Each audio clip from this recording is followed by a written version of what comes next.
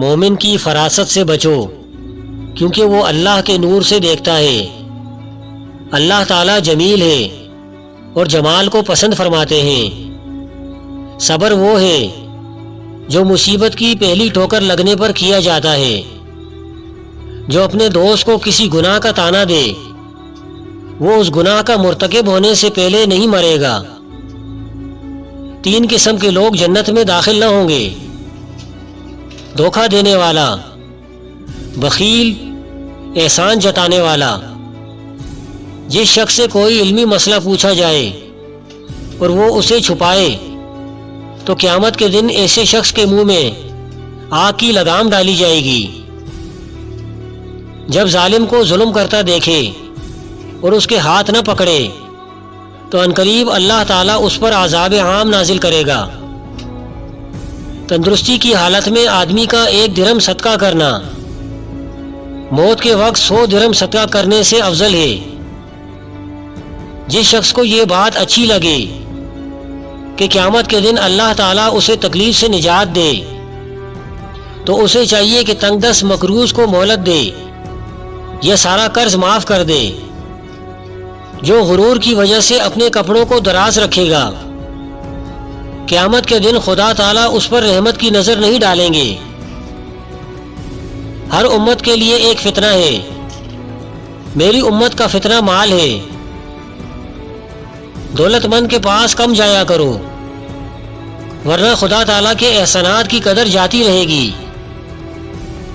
وہ شخص بدترین انسانوں میں سب سے برا ہے جو لوگوں کی خطاؤں سے درگزر نہیں کرتا۔ جو شخص اس امت میں تفرقہ پیدا کرنا چاہے جبکہ تمام قوم متفق ہو چکی ہوں، اس کی تلوار سے خبر لو، خواہ وہ کوئی بھی ہو۔ اگر لوگ یہ جان لیں کہ رات کو تنہا سفر کرنے میں کیا خدشات مضمر ہیں جو میں جانتا ہوں، تو رات کو کوئی تنہا سفر نہ کرے۔ جب تم میں سے کوئی شخص بہت دنوں تک سفر میں رہا ہو تو وہ رات کے وقت اپنے اہل خانہ میں نہ جائے۔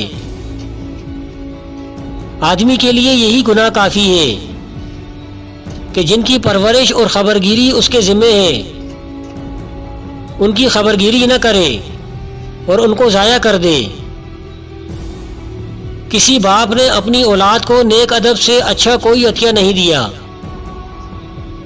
بدترین شخص وہ ہے جو 2 منہ رکھتا ہے، ایک منہ سے ایک کے پاس جاتا ہے اور دوسرے کے پاس دوسرے منہ سے جاتا ہے۔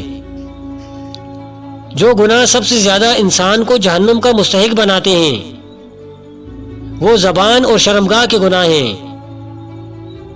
جو شخص جھوٹی قسم کھائے وہ اپنا ٹھکانہ جہنم میں بنا لے۔ سب سے بدتر کھانا اس شادی کا ہے جس میں مالدار بلائے جائیں اور محتاج چھوڑ دیے جائیں، اور جو شخص بلا عذر دعوت قبول نہ کرے اس نے اللہ اور اس کے رسول صلی اللہ علیہ وسلم کی نافرمانی کی۔ فاسقوں کی دعوت قبول نہ کرو۔ سود کھانے والے، کھلانے والے، کاتب اور گواہ سب برابر ہیں، سب پر خدا کی لعنت۔ وہ شخص جس کے دل میں برائی ہے بھلائی نہ پائے گا، اور جس کی زبان میں نکتہ چینی ہے آفت میں گرے گا۔